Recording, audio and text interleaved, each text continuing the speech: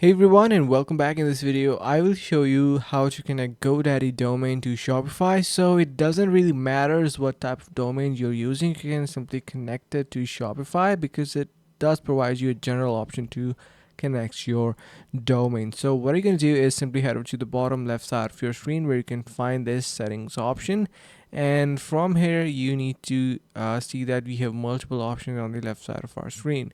So to connect your custom domain, you can see we have an option which says domain right over here. Head over to that, and now you can simply either buy a new domain or connect to an existing one. So we're going to be selecting connect to an existing one and enter in here your domain. So if you have it from GoDaddy, you can simply enter in here your domain, and that is going to be working. So I hope this is going to be helping you guys out. Thank you so much for watching. Stay tuned and see you around in the next video.